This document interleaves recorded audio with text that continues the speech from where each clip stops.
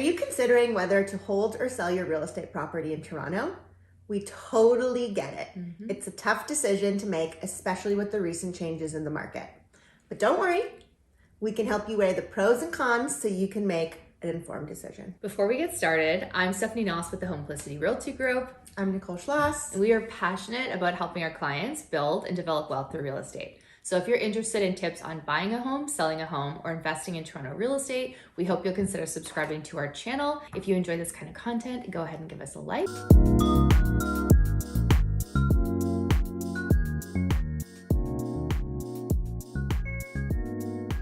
And I think the first thing to talk about is what the pros of actually holding onto your property are, because that's what most people want. Yeah. Like most of them, once they've got into the market, they want to hold onto their property. They don't want to panic sell it. So, in a market like this, it's typically eventually going to recover and prices are going to start going back up again. Yeah. But that's, if you take a look at the cycles of the real estate market, time and time again. Yeah.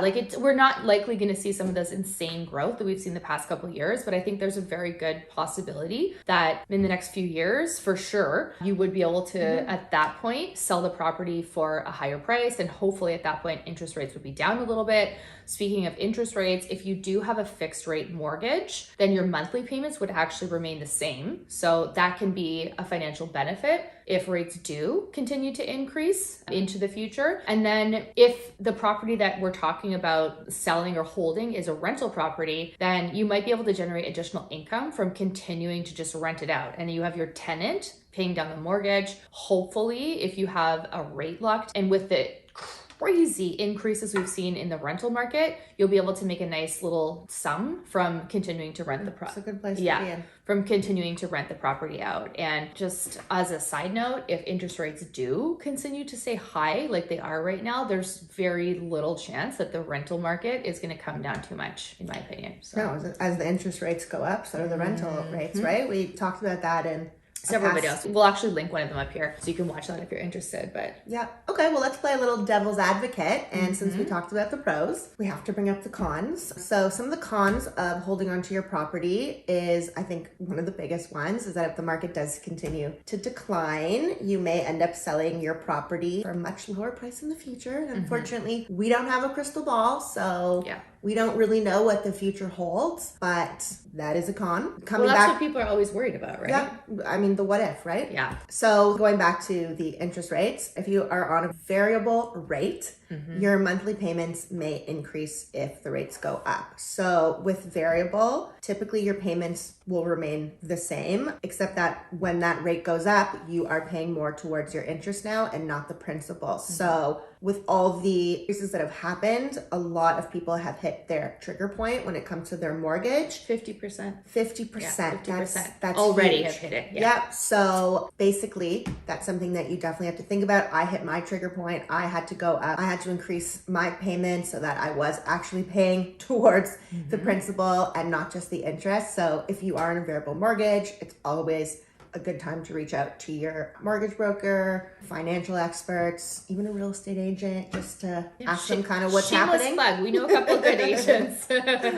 And then the last one is when keeping your property, if you decide to turn it into a rental property, there are definitely a lot of risks that come along with being a landlord. Just one of them being maintaining the property and having to find tenants, to make sure that you're checking all the references. Vacancy. The vacancy rate that's just come out. It's a lot of hard work. Again, no risk, no reward. So you're always going to have a little bit of risk when you're becoming a landlord, but just depending on your situation, it can be a very rewarding experience as well. Let's talk about the pros of actually selling your home if this is the route you've decided to take. So if you sell now, you're going to be able to avoid further price decreases in the market, at least likely in the short term, and you will be able to access the equity that you've built up in your property over the last few years or decades, however long you've had it. And this can be useful if you need the funds for something else, like to purchase another property or pay your children's tuition. Right? It can be helpful to be able to tap into that equity and use it for other stuff that you might need to use those funds for. So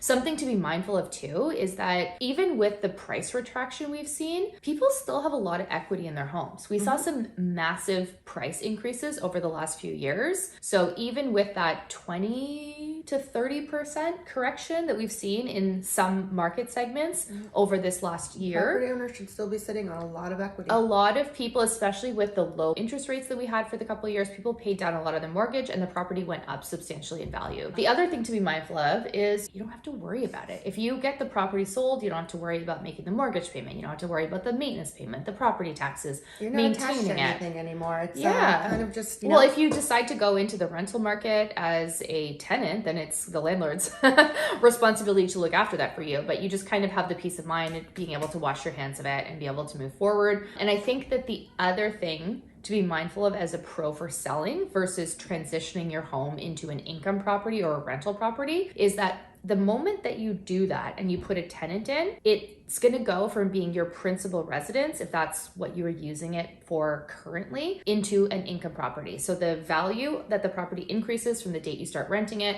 until the date that you sell it, you are going to have to pay capital gains on that amount. So this is something that you probably want to check with your accountant on if you're considering selling or converting your property to an income suite, but that's a substantial amount of money. Like that's one of the benefits of owning property in Canada is not having to pay capital gains on your primary residence. All right, let's talk about some cons now. So again, if the market recovers and prices do go back up, you may regret selling, which again, it's not right to regret.